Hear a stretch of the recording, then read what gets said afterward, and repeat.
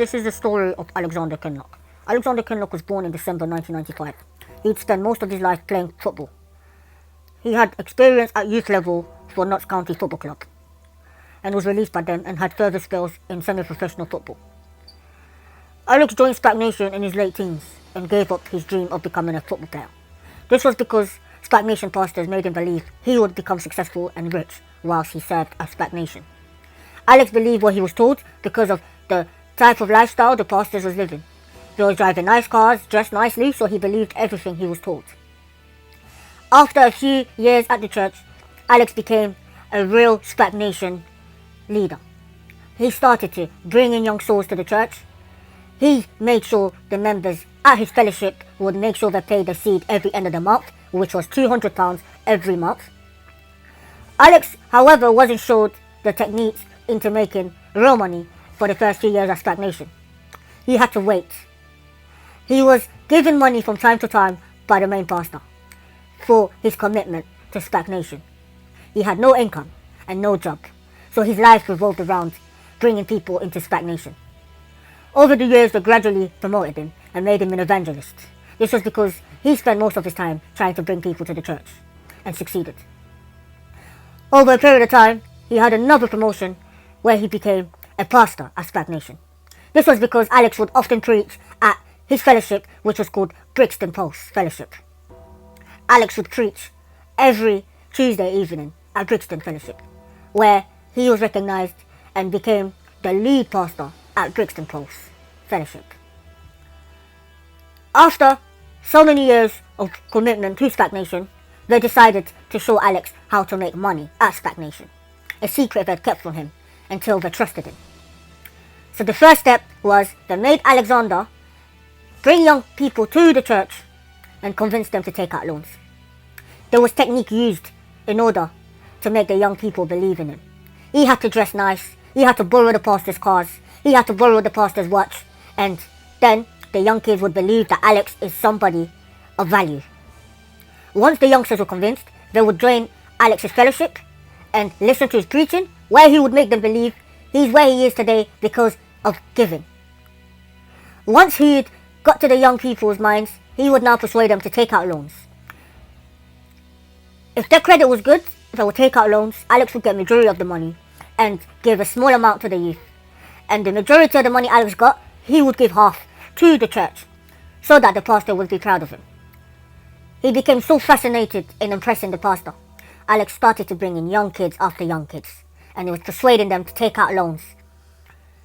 Later on, Alex would also be part of rap and drill music group Hope Dealers. Hope Dealers would proclaim themselves to be gospel drill artists.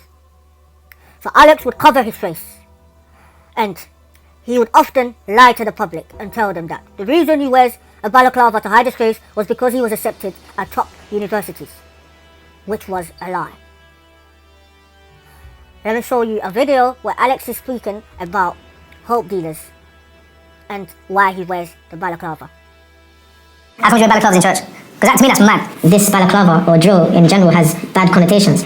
Applied to the likes of Cambridge, UCL, Warwick, LSE, these are all top unis, and they're not going to understand me boy rapping regardless of whatever you're saying, because they don't even know what I'm saying at all. So I just thought, you know what, I want to rap, but yeah, I don't want people to know that it's me that's rapping. So, and also like my office is in Mayfair, like I'm usually in the city shaking hands of top business people. That honestly, if they see me rapping or whatever, it's not really going to make no sense. So I cover my face. And what would you want to study at uni?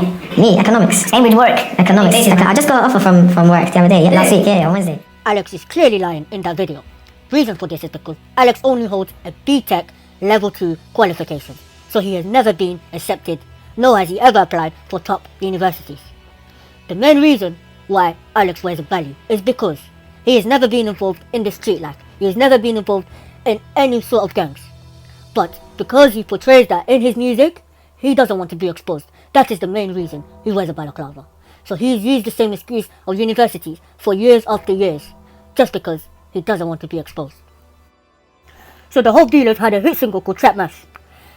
Alex used that to his advantage and knew he could target young kids who are on the streets who look up to the Hope Dealers. They rapped about the lifestyle, they rapped about the money they had, and they loved to brag in the videos. They also like to glamorize the street life. They portray themselves to be ex-gang members. So these young kids will look up to them. So these guys would lead these young kids to the church and use the loan system to a different type of level. So Alex was getting more and more young kids coming to the church because of the help dealers. Alex would even drive to schools and other places where young kids could be at and tell them that he's part of the help dealers and that he has money and that he can offer them opportunities that they've never had. They would also open businesses across central London, which they would close later on. This was techniques used by the pastors at Spac Nation. So Alex would open up businesses and convince these young kids to invest into those businesses, and then he would dissolve the company after. This was something that was regularly occurring. Let me show you the businesses that Alex has opened and dissolved. You can see, Alex has opened up 5 businesses. 1 of them he's resigned from, 3 of them he has dissolved, and 1 where he's currently active, which he will probably dissolve very soon. So what Alex is basically doing, he upped his game in fraudulent activities. So now, he is able to provide false documentation for some of these young people, depending on their credit history. Not just young people, some of them are adults also. If they've got good credit, he will provide fake documents where it displays that there's a business there, and the bank will give them a maximum amount of loan that they could give. Once he's received the funds, he closes the business. That's how he's operating with some people, depending on their credit scores. And with others, he's making them invest in these fake businesses he's opening, and then telling them that the business has basically broken down. This is how he's able to make an income. He has been doing this for such a long time, and a lot of people around him have quit the church because of his fraudulent activities. That's how Alex Grenlock has made a living for himself whilst at Spac Nation. He was once a promising young man with a bright career ahead of him in football. He has been manipulated by Spac Nation from his teenage years into an adult, and he has become a big fraudster and a big manipulator. He has left so many young vulnerable kids in Spac Nation in debt. A lot of them are stuck in the church until they get the money back, and some of them just haven't got a clue and believe that he has taken money to save and invest into the future. This must be exposed. This must be stopped. This has been going on for way too long. So this is how Alexander Kenlock has become a major fraudster at Spac Nation.